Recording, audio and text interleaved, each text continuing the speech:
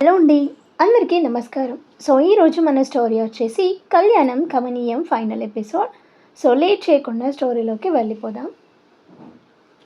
అక్కడికి చేరుకున్న వెంటనే శారద, మోహన్ వాళ్ళని ఆప్యాయంగా స్వాగతించారు. విరాజ్ కూడా అందరినీ చూసి సంతోషంగా పలకరించాడు. అతని ముఖంలో చాలా రోజుల తర్వాత కనిపిస్తున్న ప్రశాంతమైన చిరునవ్వుని చూసి రుద్ర మనసు నిండిపోయింది. ఎందుకంటే ఈరోజు కేవలం ఒక ఎంగేజ్మెంట్ మాత్రమే కాదు, ఎన్నో కష్టాలు, బాధలు దాటి విరాజ్ జీవితంలో మొదలవుతున్న కొత్త ప్రయాణానికి తొలి అడుగు కూడా. ఆ ఆనందాన్ని తన కళ్ళ ముందే చూస్తున్నందుకు రుద్ర, అనన్య ఇద్దరికీ కూడా ప్రత్యేకమైన సంతోషం కలిగింది. ఎంగేజ్మెంట్ కార్యక్రమం ఎంతో వైభవంగా ప్రారంభమైంది. ఫంక్షన్ హాల్ మొత్తం రంగురంగుల పూలతో, వెలుగులతో అందంగా ఆకర్షించబడింది. బంధువులు, స్నేహితులు, కుటుంబ సభ్యులతో ఆ ప్రదేశం కలకల్లాడుతుంది. స్టేజ్ మీద విరాజ్, సాన్వి ఇద్దరికీ ప్రత్యేకంగా అందమైన అలంకరణ చేశారు. ఆ వాతావరణంలో ఎన్నాళ్ళుగానూ ఆ ఇంట్లో కనిపించని ఆనందం కనిపిస్తుంది. విరాజ్ స్టేజ్ మీద కూర్చుని ఉన్న అతని మనసులో మాత్రం ఎన్నో భావాలు ఒకేసారి తిరుగుతున్నాయి. ఒకప్పుడు తన జీవితంలో అన్నీ ముగిసిపోయాయని అనుకున్న రోజులు గుర్తొస్తున్నాయి. చేసిన తప్పులు, కోల్పోయిన మనుషులు, అనుభవించిన ఒంటరితనం అన్నీ కళ్ళ ముందు మెదిలాయి. కానీ ఆ రోజు అదే జీవితంలో మరోసారి సంతోషం తన తలుపు తడుతుండడం అతనికి కలలా అనిపించింది. అప్పుడప్పుడు కింద కూర్చున్న తన తల్లిదండ్రుల వైపు చూస్తుంటే వాళ్ళ ముఖాల్లో కనిపిస్తున్న ఆనందం చూసి అతని హృదయం నిండిపోతుంది. శాన్వి స్టేజ్ మీదికి వచ్చిన క్షణం అందరి చూపులు వాళ్ళిద్దరి మీదే నిలిచిపోయాయి. ఆమె ప్రశాంతమైన చిరునవ్వుతో విరాజ్ పక్కన కూర్చుంది. కొద్దిసేపు ఇద్దరు ఒకరి వైపు ఒకరు చూసుకొని నవ్వుకున్నారు. ఆ చిన్న చిరునవ్వులోనే ఒక కొత్త బంధం ప్రారంభమవుతున్న అనుభూతి కనిపించింది. శాన్వి చూపుల్లో ఎలాంటి సందేహం లేదు. గతం గురించి తీర్పు ఇవ్వకుండా ప్రస్తుతం ఉన్న విరాజ్ని అర్థం చేసుకోవాలనే పరిపక్వత మాత్రమే కనిపించింది. పెద్దల ఆశీర్వాదాల మధ్య ఉంగరాలు మార్చుకునే సమయం వచ్చింది. అందరూ చప్పట్లతో, ఆనందంతో చూస్తుండగా విరాజ్ నెమ్మదిగా శాన్వి చేతికి ఉంగరం తొడిగాడు. ఆ క్షణంలో అతని చేతులు స్వల్పంగా వణికాయి. అది భయంతో కాదు, చాలా కాలం తర్వాత తన జీవితంలోకి వస్తున్న సంతోషాన్ని నమ్మలేకపోవడం వల్లే. వెంటనే శాన్వి కూడా అతని చేతికి ఉంగరం తొడిగింది. హాల్ మొత్తం చప్పట్లతో మారుమోగిపోయింది. కింద కూర్చున్న శారద కళ్ళల్లో ఆనంద బాష్పాలు మెరిశాయి. ఆమె మోహన్ వైపు చూసింది. ఇద్దరి మనసుల్లోనూ ఒకే భావన, మన కొడుకు మళ్ళీ నవ్వుతున్నాడు. ఎన్నో రాత్రులు అతని గురించి ఆందోళన పడిన వాళ్ళు ఈరోజు అతని జీవితంలో వెలుగు తిరిగి రావడం చూసి తృప్తిగా ఫీల్ అయ్యారు.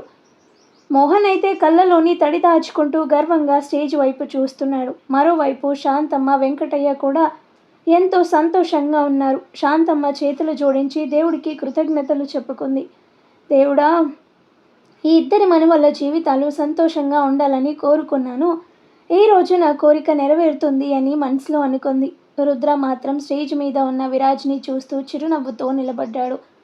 తన స్నేహితుడు మళ్ళీ జీవితాన్ని నమ్మడం మొదలుపెట్టాడనే సంతోషం అతని కళ్ళల్లో స్పష్టంగా కనిపించింది. అనన్య కూడా అతని పక్కనే నిలబడి ఉంది. ఒక్క క్షణం ఇద్దరు చూపులు కలిశాయి. మాటలు లేకుండానే వాళ్ళిద్దరూ ఒకే విషయం ఆలోచించారు. విరాజ్ నిజంగా సంతోషంగా ఉండాలి. కార్యక్రమం పూర్తయ్యాక పెద్దలు ఆశీర్వదించారు. బంధువులు ఫోటోలు దిగారు. నవ్వులు, సరదా మాటలు, శుభాకాంక్షలతో హాల్ మొత్తం సందడిగా మారిపోయింది. ఎన్నాళ్ళుగానో విరాజ్ ముఖంలో కనిపించని ఆ ప్రశాంతమైన చిరునవ్వు ఆ రోజు అందరికీ ప్రత్యేకంగా అనిపించింది. రాత్రి ఇంటికి తిరిగి వెళ్తున్న సమయంలో కార్ విండో బయట చూస్తూ కూర్చున్న విరాజ్ మనసులో ఒక కొత్త ప్రశాంతత నెలకొంది. గతం ఇప్పటికీ అతని జీవితంలో భాగమే, కానీ అది ఇకపై అతని భవిష్యత్తును నిర్ణయించేది కాదు. తన చుట్టూ ఉన్న కుటుంబం, తనని అర్థం చేసుకున్న శాన్వి, తన కోసం నిలిచిన రుద్ర, వీళ్ళందరూ అతనికి మరోసారి జీవితాన్ని నమ్మే ధైర్యాన్ని ఇచ్చారు. ఆ రోజు ఎంగేజ్మెంట్తో కేవలం 2 ఉంగరాలు మాత్రమే మారలేదు, ఒక మనిషి జీవితంలో ఆశ కూడా తిరిగి పుట్టింది. ఆ ఆనందాన్ని చూసి 2 కుటుంబాల హృదయాలు సంతోషంతో నిండిపోయాయి. ఎంగేజ్మెంట్ కార్యక్రమం చాలా ఘనంగా, ఆనందంగా ముగిసేసరికి రాత్రి బాగా అయిపోయింది. రోజంతా నవ్వులు, సందడి, బంధువులతో మాటలు, ఫోటోలు, కార్యక్రమాలతో అందరూ పూర్తిగా అలసిపోయారు. విరాజ్ జీవితంలో కొత్త అధ్యాయం ప్రారంభమైన ఆనందం ఒకవైపు ఉంటే, రోజంతా జరిగిన హడావిడి వల్ల వచ్చిన అలసట మరోవైపు ఉంది. రుద్ర, అనన్య, శాంతమ్మ, వెంకటయ్య, లక్ష్మి అందరూ కలిసి ఇంటికి చేరుకున్నారు. ఇంట్లోకి అడుగు పెట్టగానే శాంతమ్మ నిట్టూర్చుతూ సోఫాలో కూర్చుంది. అయ్యో, ఆనందం ఎంత ఉందో అలసట కూడా అంతే ఉంది అని నవ్వింది. వెంకటయ్య కూడా నవ్వుతూ, ఈ వయసులో ఉదయం నుంచి రాత్రి వరకు ఫంక్షన్ అంటే మామూలు విషయం కాదు అన్నాడు. లక్ష్మి అయితే ఇంకా ఎంగేజ్మెంట్లో జరిగిన సరదా విషయాల గురించే మాట్లాడుతుంది, కానీ ఆవలింతలు చూస్తుంటే తనకి బాగా అలసటగా ఉందని అర్థమవుతుంది. అనన్య చేతిలో బాబు అప్పటికే నిద్రలోకి జారిపోయాడు. రోజంతా కొత్త మనుషులు హడావిడి చూసి అతను అలసిపోయాడు. బాబుని చూసి రుద్ర చిరునవ్వు నవ్వాడు. మన చిన్నోడు ఈరోజు అందరికంటే ఎక్కువ బిజీగా ఉన్నాడు అన్నాడు. కొద్దిసేపు అందరూ హాల్లో కూర్చొని మాట్లాడుకున్నాక శాంతమ్మ, సరే ఇక అందరూ వెళ్ళి పడుకోండి, రేపు మాట్లాడుకుందాం అంది. అందరూ కూడా అదే మంచిదనుకున్నారు. లక్ష్మి తన గదిలోకి వెళ్ళిపోయింది. వెంకటయ్య శాంతమ్మ కూడా తమ గదిలోకి వెళ్ళి విశ్రాంతి తీసుకోవడానికి సిద్ధమయ్యారు. రుద్ర మాత్రం నిద్రలో ఉన్న బాబుని జాగ్రత్తగా ఎత్తుకొని తన గది వైపు నడిచాడు. అనన్య కూడా అతని వెంట వచ్చింది. గదిలోకి వెళ్ళిన తర్వాత బాబుని నెమ్మదిగా ఉయ్యాలలో పడుకోబెట్టారు. చిన్నోడు ప్రశాంతంగా నిద్రపోతుండడాన్ని చూసి ఇద్దరూ కొద్దిసేపు అలాగే నిలబడి చూశారు. ఆ తర్వాత అనన్య డ్రెస్సింగ్ టేబుల్ ముందు కూర్చొని ఆభరణాలు తీస్తుంది. రోజంతా ధరించిన నగలు, గాజులు తీసేసరికి ఆమెకి కూడా కాస్త ఉపశమనం అనిపించింది. రుద్ర అయితే కోట్ తీసి పక్కన పెట్టి మంచం మీద కూర్చున్నాడు. ఈరోజు నిజంగా మంచి రోజు అన్నాడు ప్రశాంతంగా. అనన్య అద్దంలో నుంచి అతని వైపు చూసి చిరునవ్వు నవ్వింది. అవును, విరాజ్ గారి ముఖంలో ఆ ఆనందం చూసిన తర్వాత నాకు కూడా చాలా హ్యాపీగా అనిపించింది అంది అనన్య. రుద్ర తలూపాడు. చాలా రోజుల తర్వాత అతను మనస్ఫూర్తిగా నవ్వాడు అన్నాడు.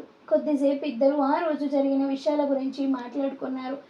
ఎంగేజ్మెంట్లో జరిగిన సరదా సంఘటనలు, శారద ఆనందం, విరాజ్ భావోద్వేగం ఒక్కొక్కటి గుర్తు చేసుకుంటూ నవ్వుకున్నారు. కానీ అలసట మాత్రం క్రమంగా వాళ్ళపై ప్రభావం చూపుతుంది.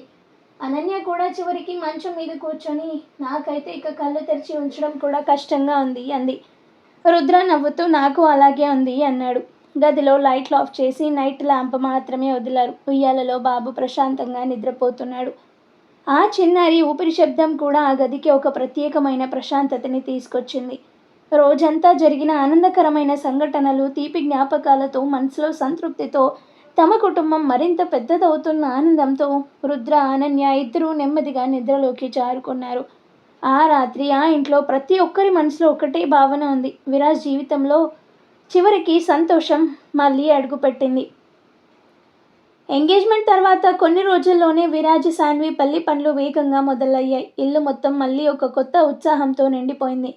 ఒకవైపు శారదా, మోహన్ పెళ్లి ఏర్పాట్లలో బిజీగా ఉంటే, మరోవైపు రుద్ర, అనన్య, శాంతమ్మ, వెంకటయ్య అందరూ ప్రతి చిన్న పనిలో భాగమయ్యారు. ఆ ఇల్లు ఇప్పుడు కేవలం ఒక కుటుంబం కాదు, ఒక పెద్ద వేడుకకి సిద్ధమవుతున్న ప్రపంచంలా మారిపోయింది. పెళ్లి షాపింగ్ రోజైతే అందరి జీవితంలోనే ఒక మధురమైన జ్ఞాపకంలా నిలిచిపోయింది. రుద్ర, అనన్య, సాన్వి కలిసి నగరంలోకి వెళ్ళి వధూవరుల డ్రెస్ల నుండి ఆభరణాల వరకు ప్రతి ఒక్కటి జాగ్రత్తగా సెలెక్ట్ చేశారు. సాన్వి తన పెళ్లి చీరని చూసిన క్షణం కళ్ళల్లో ఒక చిన్న ఎమోషన్ మెరిసింది.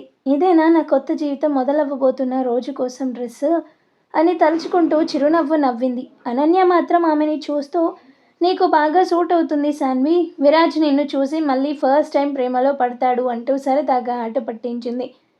రుద్ర కూడా నవ్వుతూ వాళ్ళిద్దరి మాటలు వింటూ షాపింగ్ మొత్తం ఒక హ్యాపీ మూమెంట్లా మార్చేశాడు. తర్వాత రోజు మెహందీ వేడుక వచ్చింది. ఇల్లు మొత్తం ఆకుపచ్చ రంగు పూలతో, లైట్లతో కలకలలాడుతుంది. సాన్వి చేతులకి మెహందీ వేస్తున్నప్పుడు ఆమె ముఖంలో ఒక కొత్త ఆనందం కనిపించింది. మెహందీ డిజైన్లో విరాజ్ పేరు రాయబడిన క్షణంలో అందరూ చప్పట్లు కొట్టారు. అనన్య కూడా సాన్వి పక్కన కూర్చొని సరదాగా పాటలు పాడుతూ వాతావరణాన్ని మరింత ఉత్సాహంగా మార్చింది. రుద్ర మాత్రం దూరం నుంచి ఆ సన్నివేశాన్ని చూస్తూ చిరునవ్వుతో నిలబడ్డాడు. ఇంకో కొత్త జీవితం మొదలవ్వబోతుంది అనే భావన అతని కళ్ళల్లో స్పష్టంగా కనిపించింది. హల్దీ రోజైతే మరింత సందడిగా మారిపోయింది. పసుపు రంగు దుస్తుల్లో సాన్వి ఒక దేవతలా మెరిసిపోయింది. అందరూ ఆమె మీద హల్దీ పూస్తూ, ఆట పట్టిస్తూ నవ్వులు పంచుకున్నారు. విరాజ్ కూడా కొద్దిసేపు అందరి మధ్య కూర్చొని సాన్విని చూసి నిశ్శబ్దంగా నవ్వుకున్నాడు. అనన్య, రుద్ర ఇద్దరూ కలిసి అతనిపై కూడా హల్దీ వేస్తూ, ఇప్పుడే మొదలైంది నీ పెళ్లి టార్చర్ అంటూ సరదాగా ఆట పట్టించారు. ఆ రోజు మొత్తం ఇంట్లో నవ్వులు, పాటలు, నృత్యాలు, ప్రేమతో నిండిపోయింది. చివరగా పెళ్లి రోజు వచ్చేసరికి ఇల్లు ఒక రాజమహల్లా అలంకరించబడింది. పూల వాసన, మంత్రాల శబ్దం, బంధువుల సందడి అన్నీ కలిసి వాతావరణాన్ని పవిత్రంగా మార్చాయి. రుద్ర అనన్య ఇద్దరూ ప్రత్యేకంగా రెడీ అయ్యారు. రుద్ర ఫార్మల్ షేర్వాణిలో చాలా గంభీరంగా కనిపిస్తే అనన్య పట్టు చీరలో ఎంతో అందంగా మెరిసింది. ఇద్దరూ కలిసి వధూవరుల ఏర్పాట్లను చూసుకుంటూ ఒక బాధ్యతతో పాటు ఆనందాన్ని కూడా అనుభవించారు. సాన్వి పెళ్లి దుస్తుల్లో స్టేజ్పై అడుగుపెట్టిన క్షణం అందరి చూపులు ఆమెపై నిలిచిపోయాయి. అదే సమయంలో విరాజ్ కూడా ఆమెను చూసి ఒక్క క్షణం మౌనంగా నిలబడ్డాడు. అతని కళ్ళల్లో గతంలో ఉన్న గాయాలు, ఒంటరితనం అన్నీ కరిగిపోయి కేవలం ప్రేమ మాత్రమే మిగిలింది. పెద్దల ఆశీర్వాదాల మధ్య మంత్రోచ్చారణలతో పెళ్లి ఘనంగా పూర్తయింది. రెండు కుటుంబాలు ఒక్కటిగా మారిన ఆ క్షణం ప్రతి ఒక్కరి హృదయంలో చిరస్థాయిగా నిలిచిపోయింది. పెళ్లి ముగిసిన తర్వాత రుద్ర, అనన్య ఒకరినొకరు చూసుకున్నారు. ఇది కేవలం ఒక పెళ్లి కాదు, మన జీవితాల్లో కూడా ఇంకో కొత్త అధ్యాయం అన్న భావన ఇద్దరి కళ్ళల్లో స్పష్టంగా కనిపించింది. ఆ రోజు రాత్రి ఆ ఇంట్లో ప్రతి ఒక్కరి మనసులో ఒకే ఆనందం. విరాజ్ జీవితంలో మళ్ళీ పూర్తిగా వెలుగు నిండిపోయింది. రాత్రి చాలా నిశ్శబ్దంగా ఉంది. ఆ ఇంట్లో ఇప్పుడు హడావిడి లేదు, ఎలాంటి ఫంక్షన్ లేదు. కానీ మనసుల్లో మాత్రం ఒక పెద్ద తుఫాన్ వచ్చిన తర్వాత వచ్చే నిశ్శబ్దం లాంటిది ఉంది. విరాజ్ తన గదిలో ఒంటరిగా కూర్చున్నాడు. కిటికీ బయట లైట్లు మెరుస్తున్న అతని మనసులో మాత్రం ఎన్నో జ్ఞాపకాలు చీకటిలా కదులుతున్నాయి. ఈష ఒకప్పుడు తనకి ప్రపంచంలా అనిపించిన పేరు. ఆమెపై నమ్మకంతో అతను తన పేరెంట్స్ మాటలని కూడా ఎదిరించాడు. కొన్ని తప్పు నిర్ణయాలు తీసుకున్నాడు. తన జీవితాన్ని తనే గందరగోళంలోకి నెట్టుకున్నాడు. అతని చేతులు స్వల్పంగా వణికాయి. నేను నిజంగా అప్పుడు ప్రేమించానా, లేక నమ్మకాన్ని ప్రేమ అనుకున్నానా అని అతను తనని తానే ప్రశ్నించుకున్నాడు. అప్పుడే తలుపు దగ్గర అడుగు శబ్దం వినిపించింది. రుద్ర లోపలికొచ్చాడు. ఒక్క మాట కూడా అడగకుండా విరాజ్ పక్కనే కూర్చున్నాడు. అతని చేతిలో ఏదీ లేదు, కానీ అతని ఉనికి మాత్రం బరువుని తగ్గించింది. కొద్దిసేపు నిశ్శబ్దం తర్వాత రుద్ర అన్నాడు, నీ తప్పు ప్రేమించడం కాదు విరాజ్, తప్పుడు మనిషిని నమ్మడం. విరాజ్ చిన్నగా నవ్వాడు. ఆ నవ్వులో బాధ ఉంది. నేను నా పేరెంట్స్ని కూడా బాధ పెట్టాను. రుద్ర వాళ్ళ నమ్మకాన్ని కూడా కోల్పోయాను. రుద్ర అతని వైపు చూశాడు. కోల్పోయావు అనుకుంటున్నావు, కానీ వాళ్ళు నిన్ను వదిలేయలేదు. వాళ్ళు కోపంగా ఉన్నది నిన్ను కోల్పోవడానికి కాదు, నిన్ను కాపాడలేకపోయినా బాధ వల్ల. అదే సమయంలో తలుపు మళ్ళీ తెరుచుకుంది. శారద లోపలికొచ్చింది. ఆమె కళ్ళల్లో కోపం లేదు, కేవలం కన్నీళ్లు మాత్రమే ఉన్నాయి. విరాజ్ లేచి నిలబడ్డాడు. అమ్మా అని శారద అతని దగ్గరికి అనగానే శారద అతని దగ్గరకు వచ్చి ఒక్కసారి అతన్ని చూసింది. నువ్వు మమ్మల్ని మోసం చేశావు, కానీ నిన్ను మేము వదిలేయలేదు విరాజ్. ఎందుకంటే నువ్వు మా కొడుకువి. తప్పు చేసినా అది నీ విలువని మార్చదు. ఆ మాటలతో విరాజ్ కళ్ళల్లో కన్నీళ్ళాగలేదు. అతను మెల్లగా తల వంచాడు. నేను అన్నీ తప్పుగా చేశాను, కానీ ఇప్పుడు అర్థమైందమ్మా, నేను ఎవరి కోసం జీవించాను కాదు, ఎవరి మాట విని నన్ను నేను కోల్పోయాను. అప్పుడే సాన్వి కూడా లోపలికొచ్చింది. ఆమె ముఖంలో ఎలాంటి తీర్పు లేదు, కేవలం ప్రశాంతత ఉంది. గతం గురించి మాట్లాడడం ఆపుదాం విరాజ్, ఇప్పుడు మనం ఎవరో అదే ముఖ్యం. విరాజ్ ఆమె వైపు చూశాడు. నేను మళ్ళీ మొదలవ్వగలనా అనగానే సాన్వి చిన్నగా నవ్వింది. మళ్ళీ కాదు, నువ్వు ఇప్పుడు నిజంగా మొదలవుతున్నావు. కొద్ది రోజుల్లోనే ఇంట్లో వాతావరణం మారిపోయింది. కోపాలు తగ్గాయి, మాటలు పెరిగాయి, నమ్మకం మళ్ళీ స్లోలీగా తిరిగి వచ్చింది. రుద్ర ఎప్పటిలాగే విరాజ్కి బలంగా నిలబడ్డాడు. సాన్వి అతని జీవితంలో ఒక శాంతిలా మారింది. శారద, మోహన్ మళ్ళీ తమ కొడుకుని దగ్గరికి చూసి ఆనందించారు. ఒక సాయంత్రం అందరూ కలిసి టెర్రస్ మీద కూర్చున్నారు. గాలి చల్లగా ఉంది. ఆకాశం నెమ్మదిగా నారింజ రంగులోకి మారుతుంది. విరాజ్ అందరినీ చూశాడు. నేను ఒకసారి నా జీవితాన్ని తప్పు చేతుల్లో పెట్టాను, కానీ మీరు నన్ను వదలలేదు. అదే నాకు రెండో జీవితం ఇచ్చింది అనగానే రుద్ర నవ్వాడు. జీవితం రెండోసారి ఇవ్వబడదు విరాజ్, కానీ మనం దాన్ని సరి చేసుకోవచ్చు. సాన్వి మెల్లగా అన్నది. మనం అందరం కలిసి ఉన్నాం కాబట్టే ఇది సాధ్యమైంది. శారదా కళ్ళల్లో ఆనందం మెరిసింది. ఇప్పుడు నా కొడుకు మళ్ళీ నా దగ్గరే ఉన్నాడు, అదే నాకు సంతోషం. ఆ క్షణంలో ఎవరికీ పెద్ద విజయాలు అవసరం లేదు, ఎవరి గతాన్ని గెలవాల్సిన అవసరమూ లేదు. అందరూ కేవలం ప్రస్తుతం ఉన్న శాంతిని ఆస్వాదిస్తున్నారు. విరాజ్ ఆకాశం వైపు చూశాడు. ఈసారి అతని కళ్ళల్లో పశ్చాత్తాపం లేదు, ఒక అర్థం ఉంది. అతను మెల్లగా అన్నాడు, నన్ను నేను కోల్పోయాను, కానీ ఇప్పుడు మళ్ళీ కనుగొన్నాను. గాలి అతని మాటలని తీసుకెళ్ళింది. అదో కొత్త మొదలు. సో ఇదండి రుద్ర, అనన్య అండ్ విరాజ్ సాన్విల స్టోరీ. సో వాళ్ళు హ్యాపీ, ఇప్పుడు విరాజ్ కూడా హ్యాపీ. అందరూ చాలా చాలా హ్యాపీగా ఉన్నారు. సో, దీంట్లో మళ్ళీ ఏదైనా ట్విస్ట్ పెట్టి వాళ్ళని దూరం చేసి, వీళ్ళని దూరం చేసి ఒక మంచి ఫ్యామిలీ రిలేషన్‌ని దూరం చేయాలంటే నాకు కొంచెం ఇదిగా ఉండింది. సో, ఈడి వరకైతేనే షార్ట్ అండ్ స్వీట్‌గా స్టోరీ బావుంటది అనిపించింది. సో, అందుకోసమని ఇక్కడికి ఎండ్ చేస్తున్నాను. సో, ఫైనల్‌గా చివరికి చెప్పాల్సిన నిజం ఒక్కటే అండి. జీవితంలో ఒక్కసారి తప్పడుగు పడినా, మోసపోయినా లేదా నమ్మకం విరిగిపోయినా అదే మీ జీవితానికి ముగింపు కాదు.